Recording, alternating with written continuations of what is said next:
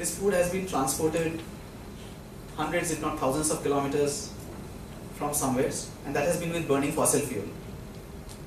So it has been grown on agricultural pumps which have consumed fossil fuel somewhere, most likely. It has been grown on fertilizers which are fossil fuel. The processing is fossil fuel, the pesticides is fossil fuel, the packaging is fossil fuel. Everything, every step of the process, even your disposal of the garbage is fossil fuel based. And it's not difficult to add up these numbers. How much fossil fuel? Mind you, in this chain you will also include that every truck that is moving is also built burning fossil fuel. Every pump has been built with fossil fuel. So it's all overwritten. Energy, energy, energy. And if you add it, it's just mind-boggling. It's staggering. And if that has to continue in the way it is doing, I think it's a hopeless situation. What is all these little gimmicky solutions that we are talking about going to do? Of a little welding machine here and there. It's just not going to solve the problem. Real problems lurking out there. And interestingly enough, it turns out that the solution is equally simple. It just turns out that we just don't have a sense to appreciate the solutions which have been around, or to accept the solutions, or to even gauge or reevaluate the solutions. I don't want to go any more deeper, but I mean, just as a quiz, there's a whole country that was going in doldrums that got back on tracks by following this method. A whole country whose population was starving, but they got back on track because their oil supply ran out. Not an insignificant country, it's a reasonably large country. But this is a reality, and even in an elite audience like this, I'm not sure how many of you actually appreciate this problem. So the idea is that each one of the things that we are seeing around us is hugely important in some way. We just need to see it.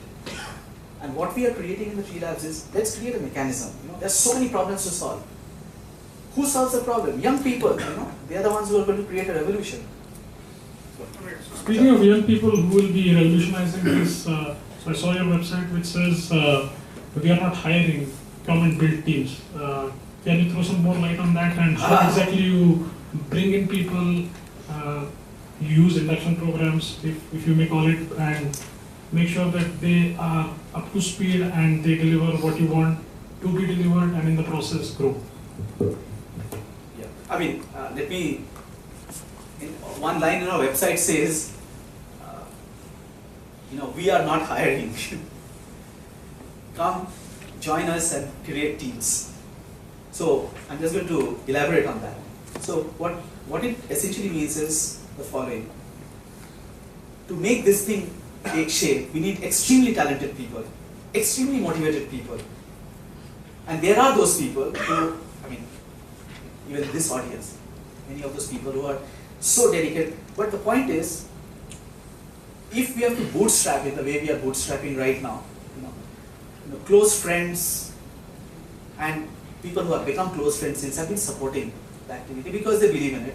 But when we try to see that that support is nowhere commensurate with the kind of salaries which I need to pay to get a highly polished degree holder to do the work that is supposed to do, it's impossible. On the other hand, we need the real motivation of youngsters to feel that they are part of it and to benefit from the whole process of thinking that I'm part of a team, I'm part of a very, very large team which is working towards a solution that makes international impact. So that is the whole point. Okay, we want people who are triggered. These young people from Spain, I'm talking about, look, they're talking about the same thing, The energy in the youngsters is so much. So we need the youngsters to come, and the mechanism Tree Lab should fuel it. So that's the kind of people we want. We don't want people necessarily I'm saying, we will need some people, of course, to be hired and be doing jobs. But we do not necessarily want people who are only thinking of a job. We want people to be excited so much that they will do the stealer jobs and still be having fun, thinking that it's all hobby. Mentioned about a lamp. So I brought one prototype which exists with me. As you can see, it's nothing fancy. So here is, you see this, nothing is out of the world. Here is just a simple fluorescent tube. And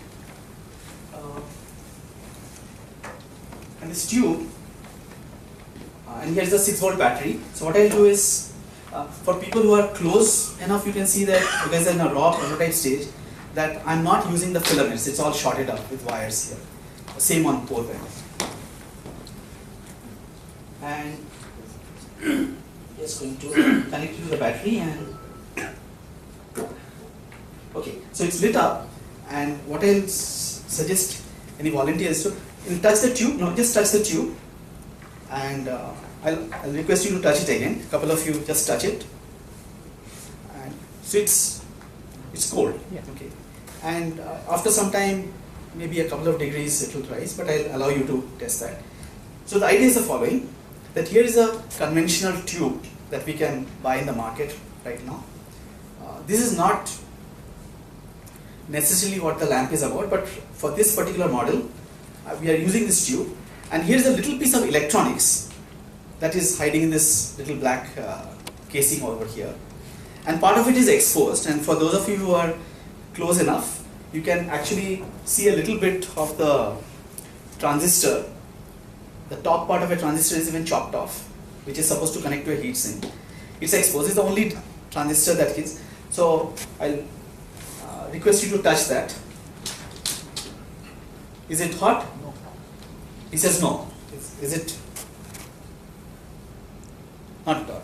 So you can just feel. Now normally this device is supposed to be the one which gets hot, because it's changing this battery power into something which is going into a high voltage, whatever. But think about it very simply. Here I am taking energy from this battery, and it doesn't seem to be really dissipating as heat on the surface of it. It doesn't seem to be dissipating in the conversion electronics. So common sense says that I must be doing things energy efficiently.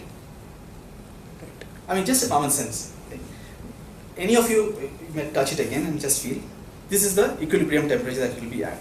So this, when you take a look at the corresponding one, a white LED, and you start to look at the amount of light which is coming out divided by the energy that you are putting in, because that's the figure of merit which is important, then you are, and this is peer reviewed, you see that it is doing 2 to 3 times better than white LEDs even in this stage. And here is the real bombshell. If you think that this is a big, great invention, we don't think, and I'll explain why I don't think so. On our internal roadmap, we have another lamp which is cooking.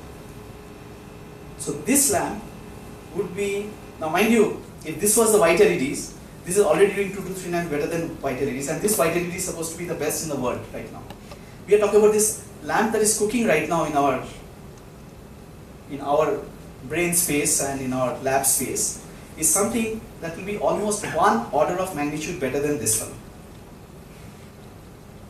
And anybody who is interested, I wish there was a little whiteboard to indicate to you. Even a high school kid will understand what I am saying. Okay, there is no rocket science involved. To make this claim that I can make something which is 10 times better than this, I can show it to you right now in 5 minutes. So this is the power. If something as revolutionary as this can come up, and these are many more applications, but in the interest of time, I'll keep it short.